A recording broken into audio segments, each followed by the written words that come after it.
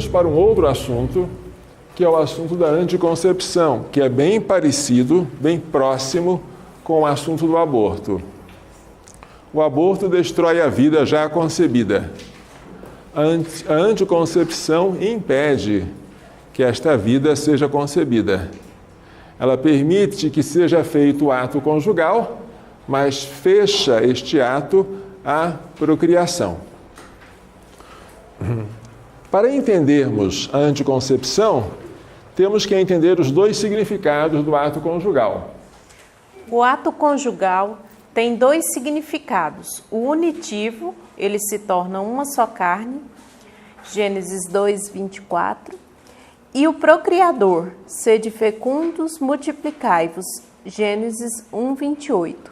Serve para exprimir o amor entre os cônjuges, união, e para transmitir a vida humana, procriação. Ocorre que, enquanto a união é prazerosa, a procriação é onerosa. Embora haja prazer nos filhos, os filhos também dão trabalho. E há pessoas que olham para o trabalho mais do que para o sorriso e a alegria que os filhos darão. E dizem, eu não quero. Então, separar a união da procriação, querer o bônus sem aceitar o ônus, é o pecado da anticoncepção.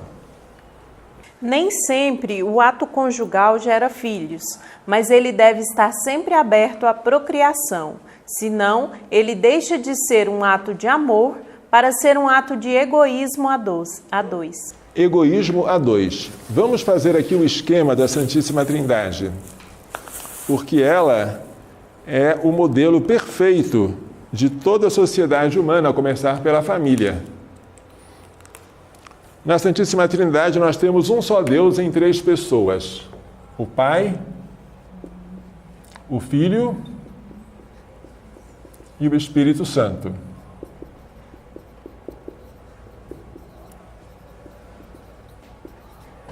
Entre o Pai e o Filho existe amor. Entre o Filho e o Pai existe amor. Mas o amor de ambos, por ser verdadeiro, é fecundo. Porque amor infecundo é um círculo quadrado, é uma contradição. Do amor de ambos procede uma terceira pessoa, que é o Espírito Santo. E o que ocorre no seio da Santíssima Trindade deve ocorrer também no matrimônio. Vejamos. No seio da Santíssima Trindade, o Pai ama o Filho. Este é o meu Filho amado, em quem me comprazo. Mateus 3,17. O Filho ama o Pai. Guardei os mandamentos de meu Pai e permaneço no seu amor. João 15:10. Mas porque o amor de ambos é autêntico, não permanece estéril. Dele procede uma terceira pessoa, o Espírito Santo, que o Pai enviará em meu nome. João 14:26. De fato, não pode existir um amor fechado entre dois. O verdadeiro amor sempre se abre a um terceiro. Vamos ver agora a encíclica Humanae Vitae, porque esta encíclica, pérola preciosa do Papa São Paulo VI, mas ela fala sobre as características do amor conjugal. Vale a pena a gente ler, porque é muito bonito. Nesta luz, aparecem-nos claramente as notas características do amor conjugal, acerca das quais é da máxima importância ter uma ideia exata. É, antes de mais, um amor plenamente humano, quer dizer, ao mesmo tempo espiritual e sensível. Não é, portanto, um simples ímpeto do instinto ou do sentimento, mas é também, e principalmente, ato da vontade livre, destinado a manter-se e a crescer mediante as alegrias e as dores da vida cotidiana, de tal modo que os esposos sempre se tornem um só coração e uma só alma e alcancem a sua perfeição humana. Plenamente humano, então ele é corpóreo e é espiritual. Continua. É depois um amor total, quer dizer, uma forma muito especial de amizade pessoal, em que os esposos generosamente compartilham todas as coisas, sem reservas indevidas e sem cálculos egoístas. Quem ama verdadeiramente o próprio consorte, não o ama somente por aquilo que dele recebe, mas por ele mesmo, por poder enriquecê-lo com o dom de si próprio. O Papa Paulo VI merece ser chamado santo, não é? Que coisa bonita. Quem ama verdadeiramente não ama somente por aquilo que recebe, mas pela própria pessoa amada, por ele mesmo, por poder enriquecê-lo com o dom de si próprio. Porque amar por causa daquilo que se recebe chama-se amor de concupiscência. Na verdade, é uma forma egoística. Mas amar para querer o bem do outro enquanto outro, isso é amor de verdade. É o amor que ele chamou de total.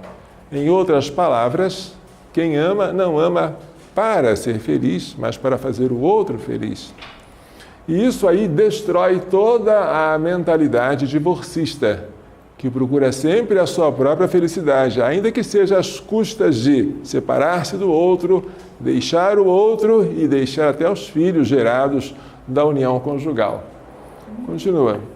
É ainda amor fiel e exclusivo até a morte. Assim o concebem efetivamente o esposo e a esposa no dia em que assumem livremente e com plena consciência o compromisso do vínculo matrimonial. Fidelidade que por vezes pode ser difícil, mas que é sempre nobre e meritória. Ninguém o pode negar. O exemplo de tantos esposos, através dos séculos, demonstra não só que ela é consentânea com a natureza do matrimônio, mas que é, além disso, fonte de felicidade profunda e duradoura. Fiel e exclusivo, né? Então não pode haver adultério. Muito bem, nem sequer um adultério sucessivo, como é o do divórcio. Por último, ele é finalmente amor fecundo, que não se esgota na comunhão entre os cônjuges, mas que está destinado a continuar-se suscitando novas vidas. O matrimônio e o amor conjugal estão por si mesmos ordenados para a procriação e educação dos filhos. Sem dúvida, os filhos são o dom mais excelente do matrimônio e contribuem grandemente para o bem dos pais. Aqui o Papa está citando o Concílio Vaticano II, a Constituição Gaudium et Spes. Tá ótimo? Então vamos lá. Olha que bonitinho. Já viram isso? O pai ama o filho ama o pai. E de ambos procede o Espírito Santo. Deus cria. Leia isso, por favor. Deus cria em virtude de sua palavra. Faça-se. Por exemplo, Gênesis 1:3. É significativo que esta palavra de Deus, no caso da criação do homem, seja completada com os seguintes termos: façamos o homem à nossa imagem e à nossa semelhança. Gênesis 1:26. Antes de criar o homem, o Criador com que reentra em si mesmo para procurar o modelo e a inspiração no mistério do seu ser, já que aqui se manifesta de algum modo o nós divino. Deste mistério deriva, por via de criação, o ser humano. Deus criou o homem, à sua imagem, criou a imagem de Deus. Ele os criou, homem e mulher. Que coisa bonita, né? Deus usa agora o verbo no plural, façamos. Façamos o homem à nossa imagem. Como que ele está reentrando em si para buscar a imagem do que vai criar. Ele vai criar alguém feito para viver em comunidade. Esta é a imagem de Deus. E quem está falando isso é o Papa João Paulo II, na sua carta às famílias. É uma citação dele. Continua. Abençoando os novos seres, Deus lhes diz: crescei e multiplicai-vos, enchei e dominai a terra. À luz do Novo Testamento, é possível vislumbrar como o modelo originário da família deve ser procurado no próprio Deus, no mistério trinitário de sua vida. Quer saber como deve ser a família? Olhe para a Santíssima Trindade. Se você puder separar as três pessoas uma da outra, então você está autorizado a separar o marido, a mulher e os filhos. Se não puder, não separe. Bom, olha que coisa linda que disse São João Paulo II em Puebla, 1979. Já se disse de forma bela e profunda que nosso Deus, em seu mistério mais íntimo, não é uma solidão, mas uma família, pois leva em si mesmo a paternidade, a filiação e a essência da família, que é amor. Este amor, na família divina, é o Espírito Santo. Que bonito, né? Os santos têm isso de bom. De vez em quando eles falam umas coisas que parece que é evidente que Deus está falando, né? A paternidade, o Pai. A filiação, o Filho. E o amor, que é o Espírito Santo. Muito bem. Agora, isto aqui é também da encíclica Humanae Vitae, falando sobre a abertura do ato conjugal à vida. Humanae Vitae número 11. A senhora pode verificar se está certa essa citação? Então, leia, por gentileza. Chamando a atenção dos homens para a observância das normas da lei natural, interpretada pela sua doutrinação constante, a Igreja ensina que qualquer ato matrimonial deve permanecer aberto à transmissão da vida. Aqui o Papa Paulo VI está citando o Papa Pio XI na sua encíclica Casti Connubii, de 1930, tá? Então, é uma encíclica antiga, bem antiga, mas que conserva a sua atualidade. Ela foi citada pelo Papa Paulo VI para dizer que todo ato conjugal deve ser aberto à vida, à transmissão da vida. Quiribet matrimoni usus, qualquer uso do matrimônio. A tradução aqui é qualquer ato matrimonial. Deve ser aberto à transmissão da vida. Isso é uma doutrina perene do magistério da Igreja. Ninguém pode mudá-la, nem o Papa. Número 12, por gentileza. Esta doutrina, muitas vezes exposta pelo magistério, está fundada sobre a conexão inseparável que Deus quis e que o homem não pode alterar entre os dois significados do ato conjugal, o significado unitivo e o significado procriador. Significado unitivo, os dois serão uma só carne. Significado procriador, sede fecundos, multiplicai-vos. Logo, todo ato conjugal, que por sua natureza é unitivo, tem que ser também aberto à procriação. Senão, ele deixa de ser um ato de amor para ser um ato de egoísmo a dois. Certo? Muito bem. Aí, para separar um nascimento do outro, para regular a procriação, o Papa São Paulo VI condena, primeiramente, o aborto. Vamos lá? Esse aqui é a Humanae Vitae número 14, que vocês devem ter quase de cor, sublinhada várias vezes, porque é o ponto central da encíclica. Humanae Vitae 14. É absolutamente de excluir, como via legítima para a regulação dos nascimentos, a interrupção direta do processo generativo já iniciado e, sobretudo, o aborto querido diretamente e procurado, mesmo por razões terapêuticas. Note-se como o Papa condena, portanto, o aborto, mas o aborto direto. O que é um aborto direto? É aquele querido como fim ou como meio, tá? Mas uma coisa interessante é que ele fala antes do aborto da interrupção direta do processo generativo já iniciado. Na minha opinião, o Papa Paulo VI está se dirigindo àqueles que naquela época defendiam a animação mediata. No caso da animação mediata, eles acreditavam que a criança só recebia uma alma espiritual depois de um certo tempo. Antes, ela estava ainda em processo de geração. Ele diz que interromper esse processo é para se excluir, não pode fazer isso. O mesmo diria Santo Tomás de Aquino. Você não pode abortar a criança antes ou depois da sua animação por uma alma espiritual e racional. Só que antes da animação o pecado muda. É um pecado contra o sexto mandamento, um pecado contra a dignidade da procriação. Depois da animação, o pecado é um homicídio. É um pecado contra o quinto mandamento, não matarás. Certo? Lembra que a condenação é absoluta, mesmo por razões terapêuticas, mesmo como meio para salvar a vida da gestante, mesmo que fosse o único meio, tá? É de excluir de igual modo, como o magistério da Igreja repetidamente declarou, a esterilização direta, tanto perpétua como temporária, e tanto do homem como da mulher. O que é a esterilização direta? É aquela querida como fim ou como meio. Direta. O que é uma esterilização indireta? É aquela que vem como um segundo efeito. Quando se, por exemplo, extrai-se um útero canceroso, a mulher fica estéril. Mas o objetivo da cirurgia não é causar esterilidade, é curar o câncer ou impedir a metástase. Mas um efeito indesejado, mas inevitável, será a esterilidade. Essa é uma esterilização indireta. Aplica-se aí o princípio da ação com duplo efeito.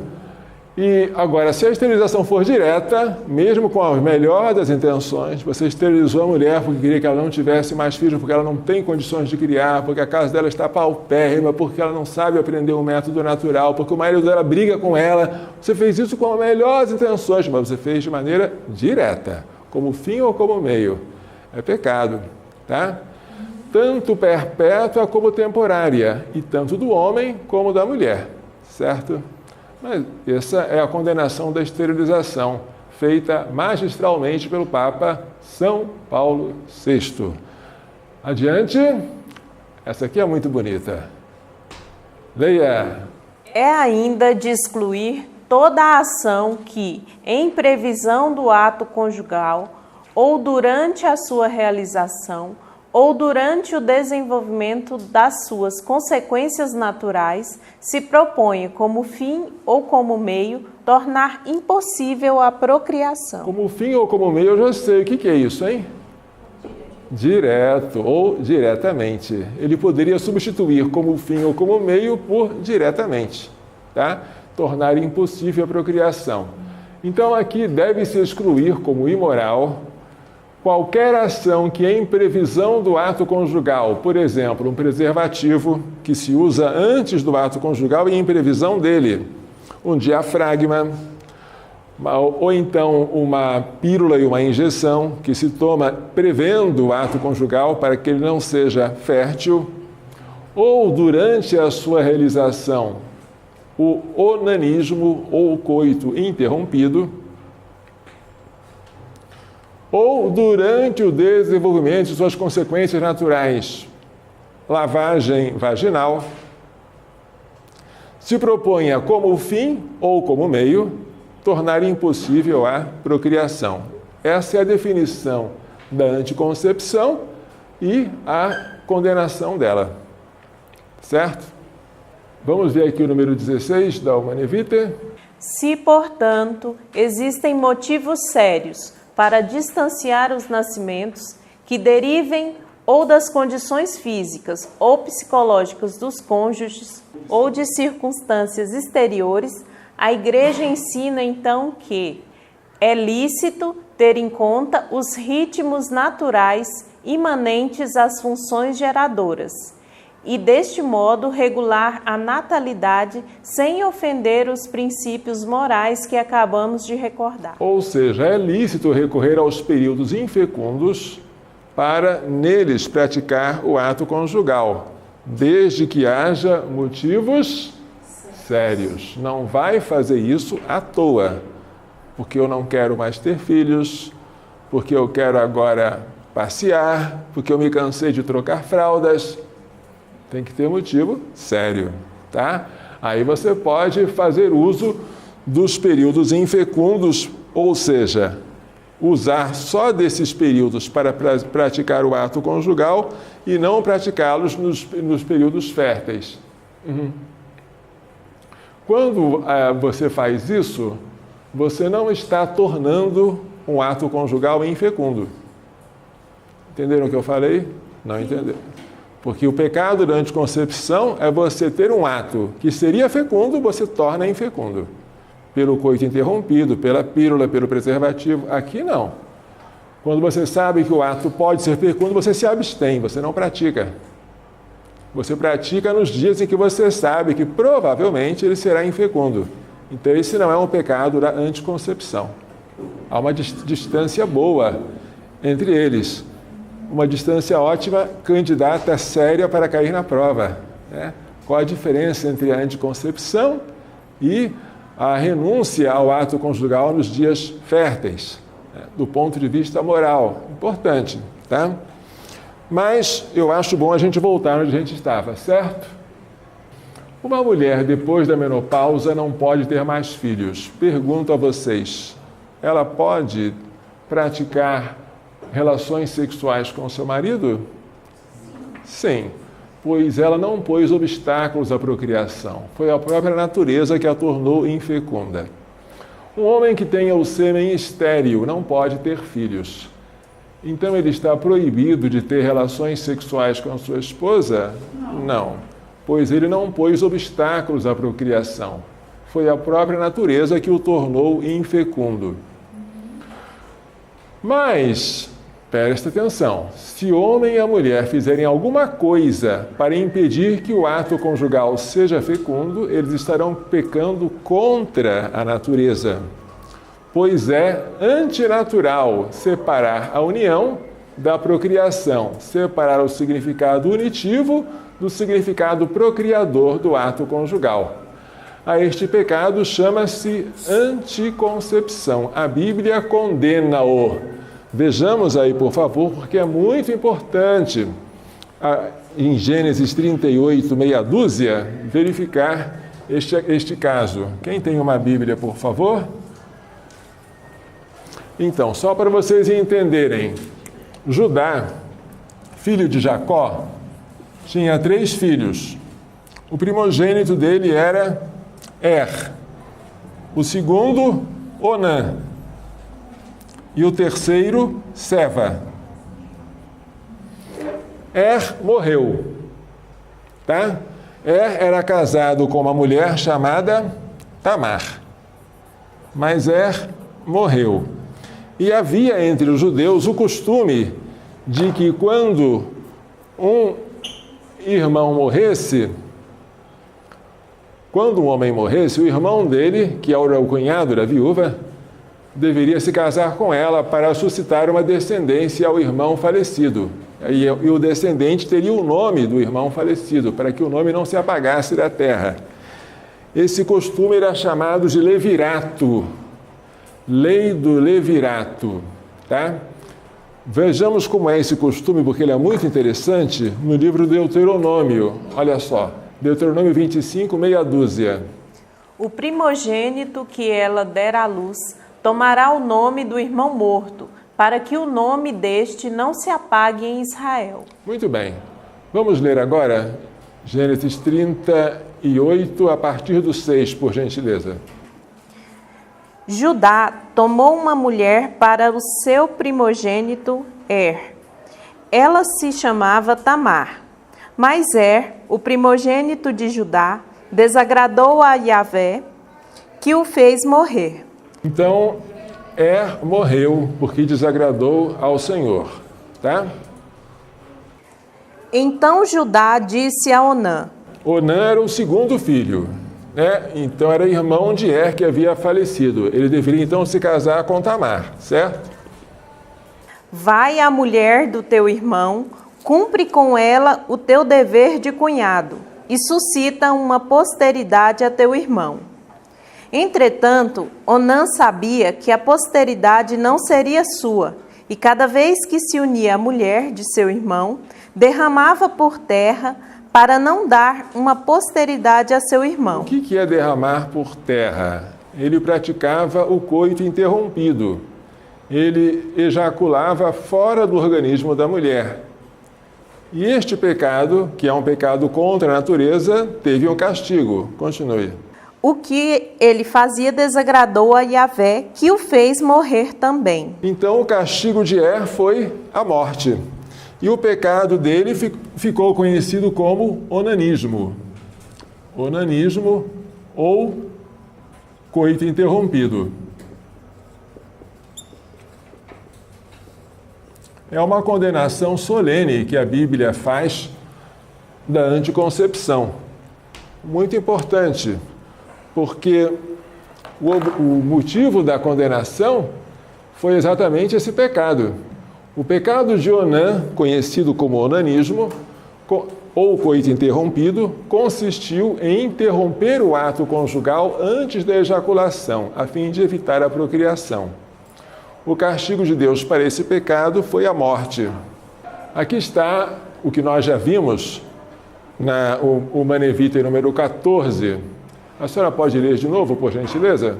Anticoncepção é toda ação que, ou em previsão do ato conjugal, preservativo, diafragma, pílulas, injeções, ou durante a sua realização, onanismo, ou também durante o desenvolvimento de suas consequências naturais, lavagem vaginal, se proponha como fim ou como meio tornar impossível a procriação. A ideia de que esse é um pecado contra a natureza deve ser realçada. Por quê? Porque existem pecados contra a castidade que são contra a reta razão, mas não contra a natureza. Vamos dar um exemplo aqui. O que é a fornicação? Fornicação é o ato conjugal praticado entre solteiros. Entre dois solteiros. Se um dos dois é casado, o pecado se chama adultério. Mas tanto a fornicação como o adultério são atos naturais. O que faz tais atos serem pecaminosos? A circunstância em que o ato é praticado. Ele é praticado na hora errada, antes do casamento, fornicação. Ou com a pessoa errada, com a pessoa que não é o cônjuge, adultério. Mas o ato em si é natural. Já quando você fala de um outro tipo de pecado, como o homossexualismo, aí já não é mais a hora, nem a pessoa. O ato em si já é antinatural. O homossexualismo é mais grave que o adultério, sem dúvida. Ele não respeita nem a dualidade dos sexos, né? E a complementaridade dos sexos. Então ele é mais grave que o adultério, mais grave que a fornicação. A anticoncepção está nesse nível, está no nível dos pecados contra a natureza. Ou seja, praticar a anticoncepção, objetivamente falando, é um pecado mais grave que adultério. Estou falando de maneira objetiva. Claro que pode haver circunstâncias subjetivas que mudem a gravidade, mas objetivamente falando, a anticoncepção é mais grave que um adultério, porque ele é contra a natureza. É isso que chama de ato intrinsecamente mal? Não, poderia haver um ato intrinsecamente mal que não fosse contra a natureza, né? O adultério é intrinsecamente mal, né? E nenhuma outra circunstância pode justificá-lo. Mas a anticoncepção, além de intrinsecamente mal, é contra a natureza, né? Então tome muito cuidado com esse pecado, porque embora tenha sido generalizado, tenha se tornado uma cultura, a cultura contraceptiva, ela ofende muito a Deus. E não está muito longe a anticoncepção do aborto. Porque a anticoncepção impede a procriação. O aborto mata o que já foi concebido. Mas a distância entre os dois pecados não é muito grande. Em diversos motivos. Seja porque um prepara o outro, seja porque muitos anticoncepcionais são também abortivos, como nós veremos ao estudar o mecanismo de funcionamento da pílula e das injeções hormonais, né? Como vimos, não é pecado praticar o ato conjugal, mesmo quando se prevê que ele será infecundo. Por exemplo, quando a mulher chegou à menopausa ou quando o homem sabe que tem o sêmen estéril após uma cirurgia na próstata. Pelo mesmo motivo, não é pecado praticar o ato conjugal nos dias em que a mulher é infértil dias que ocupam a maior parte de seu ciclo menstrual. É muito pequeno o conjunto de dias férteis em comparação com os dias inférteis, mas o casal é livre para praticar em qualquer dia. Mas, para que o casal possa licitamente praticar o ato conjugal somente nos dias inférteis, a fim de impedir uma nova gravidez, é preciso uma razão grave. Razão grave. Vocês lembram do que o Papa São Paulo VI falou? Motivos sérios, tá?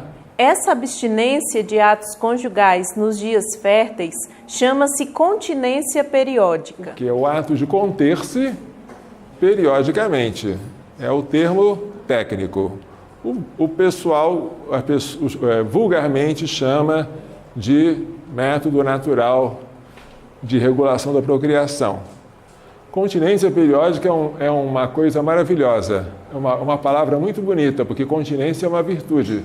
Ela só é lícita por motivo sério, perda de um emprego, falta de acomodações na casa, e só enquanto durar este motivo. E só enquanto durar este motivo. É muito, mas muito importante isso. Por exemplo, o marido perdeu o emprego. Enquanto o marido não recupera o emprego perdido, é lícito ao casal que está passando uma situação financeira crítica espaçar o nascimento, espaçar uma criação. Está difícil, hein? Espaçar uma gravidez da outra, através da continência periódica. Mas se ele já recuperou o emprego, acabou o motivo. Se o casal gostou de não ter filhos e quer continuar não tendo, ele vai querer não ter, mas sem motivo grave. Isso já não é justificativa. E o Papa São João Paulo II, no seu livro Amor e Responsabilidade, puxa a orelha dos casais que usam a continência periódica por motivos egoísticos, à toa. Tá? Então, mesma coisa quando falta acomodações na casa. Suponhamos que na sua casa existam adolescentes amontoados no mesmo cômodo. Isso não se faz. Você tem que se casar com pelo menos 3 quartos. Um para o casal, um para os meninos e outro para as meninas. Mas, imprudentemente, você se casou com uma casa pequena em que as crianças, já entrando na adolescência, estão amontoadas no mesmo cômodo. Você não tem dinheiro para construir um outro cômodo agora. Enquanto você não tem dinheiro, você tem motivos para praticar a continência periódica a fim de postergar uma nova gravidez. Aí você já conseguiu o dinheiro, já construiu, ou então comprou uma casa nova, ou seja lá o que aconteceu. Acabou o motivo. Se você vai usar agora da continência periódica à toa, falta um motivo grave. E com ele falta a licitude do que você está fazendo. Então a regra no matrimônio é gerar filhos. Não gerar é sempre uma exceção. E você pensar em se casar já perguntando ou cobrando da igreja como é que eu posso não ter filhos, é uma inversão de valores. É uma mentalidade contraceptiva que entrou na cabeça das pessoas. Já que a igreja não me deixa usar pílula, eu quero que ela me dê uma outra coisa que tenha o mesmo efeito da pílula e que me livre dessa coisa indesejável chamada filhos. Mas a igreja não tem. Tá bom? Então vamos lá. Há uma diferença essencial. Leia por gentileza, dona Karina. Há uma diferença essencial entre a continência periódica e o pecado da anticoncepção. O casal que pratica a continência periódica nada faz para tornar um ato conjugal infecundo. Quando prevê que aquele ato será fecundo, o casal se abstém de praticá-lo. Nos dias em que o pratica, pratica-o naturalmente. Ao contrário, o casal que usa meios anticoncepcionais torna infecundo um ato que seria naturalmente fecundo. Então, vamos ver, só para a gente concluir, o que o Papa São Paulo VI, na sua encíclica Humanae Vitae, fala sobre esse assunto, no número 16, tá? Respondendo às perguntas de quem acharia que a continência periódica seria a pílula católica, né? Ou a anticoncepção católica, ele faz a diferença entre eles, entre ambos. Por gentileza, o número 16, a senhora lê o terceiro parágrafo. A Igreja é coerente consigo própria, quando assim considera lícito o recurso aos períodos infecundos, ao mesmo tempo que condena sempre como ilícito o uso dos meios diretamente contrários à fecundação, mesmo que tal uso seja inspirado em razões que podem aparecer honestas e sérias. Na realidade, entre os dois casos existe uma diferença essencial.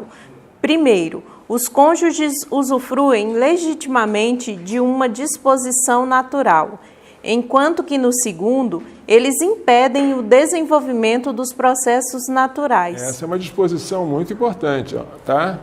No primeiro, eles usufruem de uma disposição natural, que é a infecundidade daqueles atos, naqueles dias.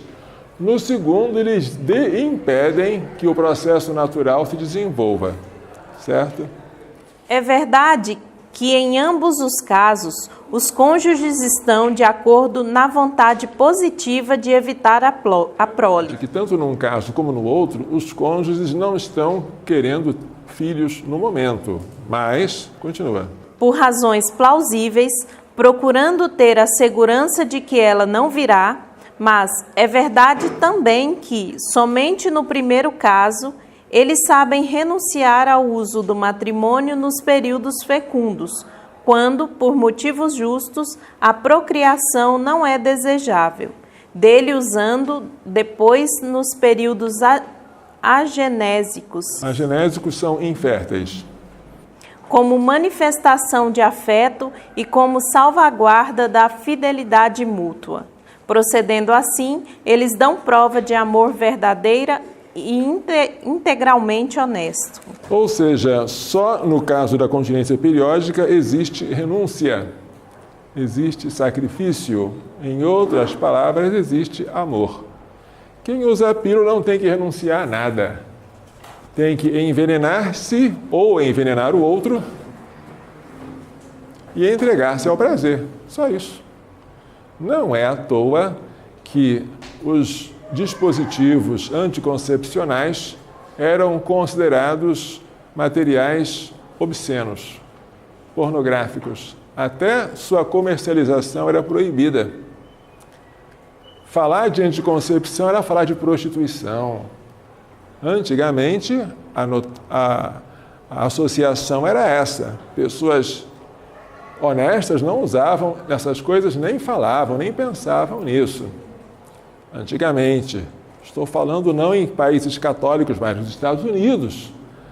Estou falando no início do século XX, para que se conseguisse que a anticoncepção fosse liberada nos Estados Unidos, uma mulher, uma feminista chamada Margaret Sanger, gastou toda a sua vida com lobbies e com criação de casos judiciais para que as leis fossem reinterpretadas e fossem afrouxando.